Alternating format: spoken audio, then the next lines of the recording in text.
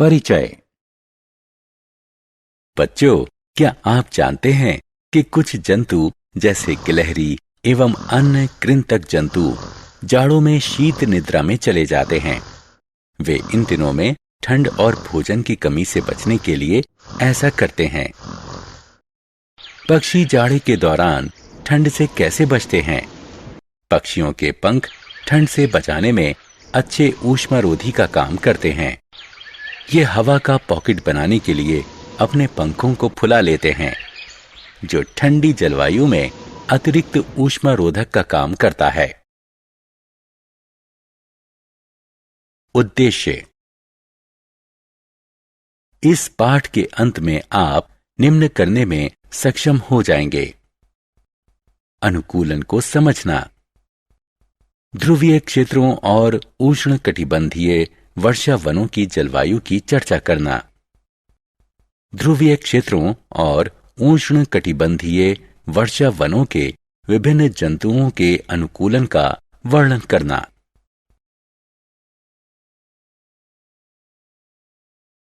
ध्रुवीय क्षेत्र और उष्णकटिबंधीय वर्षा वनों के देश।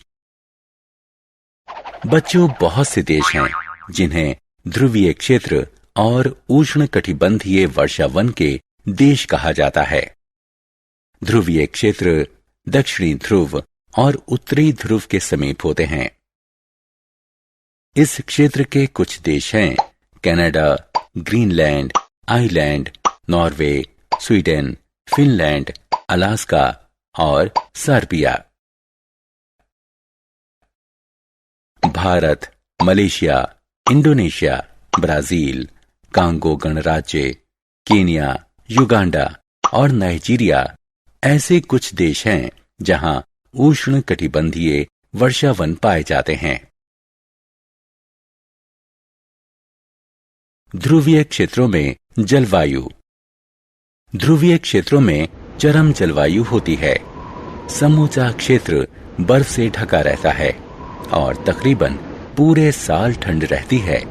सूर्य ध्रुवों पर 6 महीनों के लिए अस्त नहीं होता, लेकिन फिर अगले 6 महीने तक कोई सूर्योदय नहीं होता।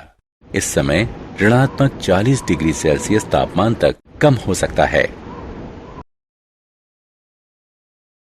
ध्रुवीय भालू का अनुकूलन। बाल यानी फर, बाल की मोटी परत ठंडी हवा और पानी में शरीर को गर्म रखती है। सफेद बाल बर्फ और हिम में छिपने में सहायता करते हैं। त्वचा से निर्मुक्त ऊर्जा को शरीर में वापस परावर्तित करते हैं। बड़े पंजे, चौड़े पंजे शरीर का भार बर्फ पर विस्तारित कर देते हैं और तैरने में सहायता करते हैं। नाखून बर्फ में खोदने के लिए मुड़े होते हैं। दांत मांसाहारी जीवों के अनुरूप नुकीले। नथुने सांस लेने में सहायक, लेकिन तैरते समय बंद हो जाते हैं। छोटी पूंछ और कान ऊष्मा के क्षय को रोकने के लिए आकार में छोटे। वसा की परत ऊष्मा रोधन के द्वारा गर्म रखने में सहायक। पेंगुइन के अनुकूलन। आपने पेंगुइन का चित्र जरूर देखा होगा। वे सफेद होते हैं, इसलिए सफेद पृष्ठभूमि में वो आसानी से छिप जाते हैं। उनकी त्वचा मोटी होती है और उस पर बहुत ज्यादा वसा होती है, जो उन्हें ठंड से बचाती है। पेंगुइन अपने आप को गर्म रखने के लिए झुंड में रहते हैं। वे अच्छे तैराक होते हैं। उनका शरीर रेखीय होता है और उनके पैरों में जाल होते हैं, जो उन्हें तैरने में सहायता करते हैं। ध्रुवीय क्षेत्र के अन्य जंतुओं का अनुकूलन। ध्रुवीय क्षेत्र में रहने वाले अन्य जंतुओं में अनेक प्रकार की मछलियां, कस्तूरी मृग, रेनडियर, लोमड़ी, सील, व्हेल तथा अन्य कई प्रकार के पक्षी सम्मिलित हैं। आपने शायद सुना हो कि साइबेरिया की चिड़ियाएं प्रतिवर्ष सर्दियों में भरतपुर पक्षी अभयारण्य में आती हैं। वे भारत क्यों आती हैं? क्योंकि सर्दी में भारत की जलवायु साइबेरिया की तुलना में काफी गर्म रहती है। जब सर्दी खत्म हो जाती है तो वो अपने प्रदेश लौट जाती हैं।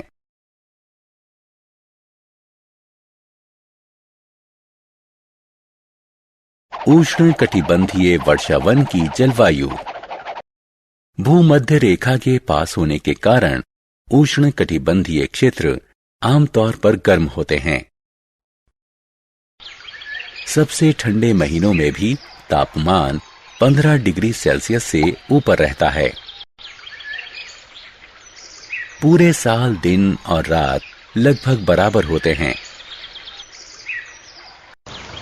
इन क्षेत्रों में अत्यधिक वर्षा होती है। गर्मी और उमस से भरी जलवायु इस क्षेत्र को उष्णकटिबंधीय वर्षावनों से समृद्ध बनाती है। उष्णकटिबंधीय वर्षावन क्षेत्र मध्य अमेरिका, पश्चिमी घाट और भारत में असम, मध्य अफ्रीका और दक्षिण पूर्व एशिया उष्णकटिबंधीय वर्षावन क्षेत्र है। लगातार वर्षा और गर्मी के कारण इस क्षेत्र में विभिन्न प्रकार के पौधे और जंतु पाए जाते हैं।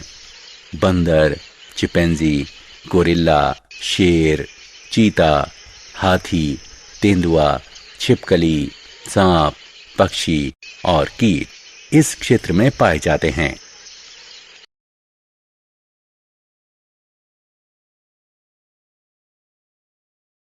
उष्णकटिबंधीय वर्षावन क्षेत्र के जंतुओं का अनुकूलन। आइए जंतुओं के गर्म और उमस भरे जलवायु के लिए अनुकूलन के बारे में बात करें। बहुत से जंतु पेड़ पर रहने के लिए अनुकूलित हो गए हैं। पेड़ों पर रहने वाले लाल आंखों वाले मेढकों के पैरों में लसलसा जाल विकसित हो गया है, जो उसे पेड़ों पर चढ़ने में मदद करता है।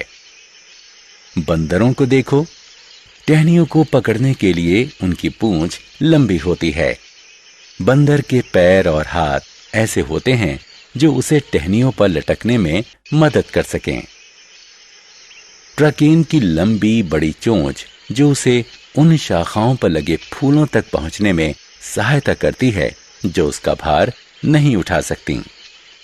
उष्णकटिबंधीय क्षेत्र के बहुत से जंतुओं में सुनने की तीव्र शक्ति, तेज दृष्टि, मोटी त्वचा और ऐसा रंग होता है जिससे वो अपने परिवेश में छिपकर खुद को शिकारियों से बचा सकें।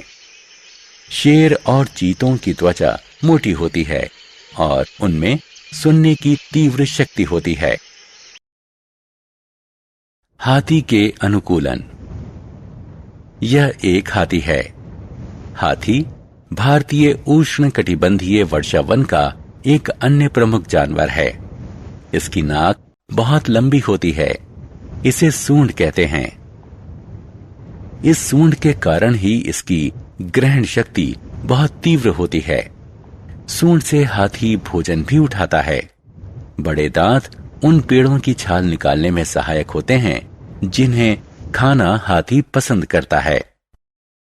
हाथी के बड़े कान उसे हल्की से हल्की ध्वनि सुनने में सहायता करते हैं। वे गर्म और उमस भरी जलवायु में हाथी को ठंडा रखने में सहायता करते हैं।